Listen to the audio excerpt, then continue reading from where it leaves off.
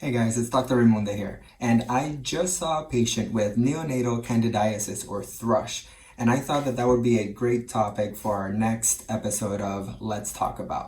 PAK Pediatrics presents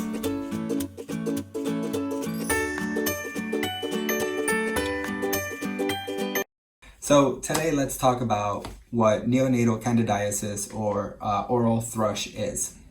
First of all, let's get out of the way that there are multiple different types of thrush or candida infections. Candida is a type of yeast that most commonly causes thrush. Now, there's two broad categories of thrush. There's mucocutaneous candidiasis or thrush, and there's also invasive candidiasis. We're going to talk about the one subtopic of mucocutaneous candidiasis in this talk. Now, within that topic, there's two very common ones, and one is that oral thrush that is most commonly seen in newborns, and there's also the diaper rash candidiasis or the diaper yeast infections. In this talk, we will talk about the oral thrush. We'll leave the diaper rashes for another episode of Let's Talk About. So we are talking about oral candida or oral thrush. Very, very common. It doesn't necessarily mean that anybody did anything wrong for the infant to get this. Yeast is commonly found on our skin, on everybody's skin, but a newborn's immune system is still not quite developed and not strong enough to really fight it as well. So newborns are particularly prone to get it. It's a little bit of a different story if an older child has thrush. But for this talk, neonatal or newborn candidiasis.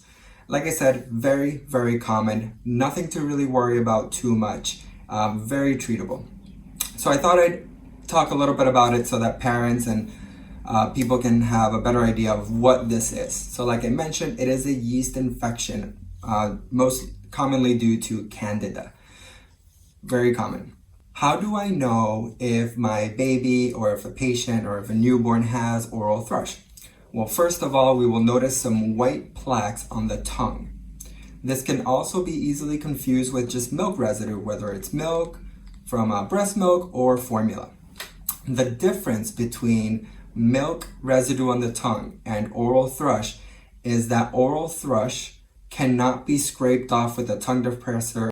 What that means is that it is embedded into the tongue and it's an infection. It's not something that's just on the surface of the tongue from diet.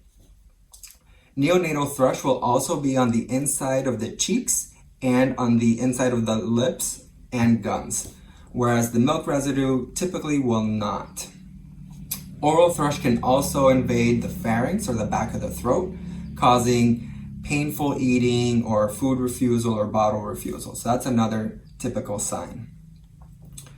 So you're worried about thrush, you bring him to the pediatrician says, yep, absolutely, we have thrush. What's next? What do I do?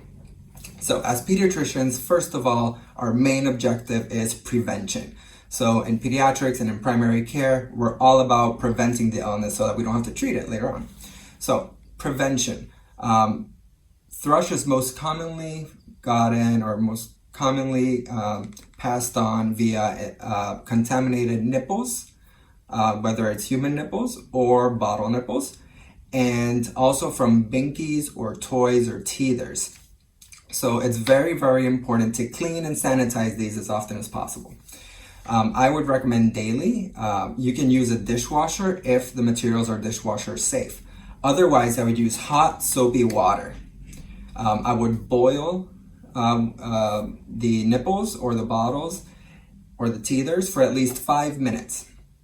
If you can't boil it, steaming them is another option, and you can go, there's many different methods for steaming these things. If you can't boil or steam, you have to at least do a bleach bath, and what you do is you take 2 teaspoons of bleach in a gallon of water, and you soak it for at least 2 minutes. Now this is what's important. After you soak it for 2 minutes, you have to let it air dry. We don't recommend rinsing that water off. I promise you that any bleach left on the baby's nipples and bottles and teethers will disintegrate and evaporate, and it'll be fine. It's completely safe. Restaurants use the same method to sanitize their dishes. So once we're sure that we have prevented and we still get thrush, what do we do? Basically, there is antifungal medications to treat this. The most commonly used is one called nystatin, and it is different than the nystatin we put on our skin. It's not a cream. It's actually a solution, and usually you put a little bit on each side of the cheeks, and the baby will swallow that. And that's typically done about 4 times a day for about 2 weeks. Now, if the infection did not get cured with nystatin, there is another medication called fluconazole, and that is given once a day for about a week. It is more expensive and has a few more side effects, so we typically start with nystatin because of its safety profile. Like I said, oral thrush or oral candidiasis is very common. It's very easily treatable, and it's not a huge deal, although it can be uncomfortable for the baby. I hope you guys found this information very useful. Remember to like, subscribe to our videos and to our channel, and catch our next Let's Talk About episode.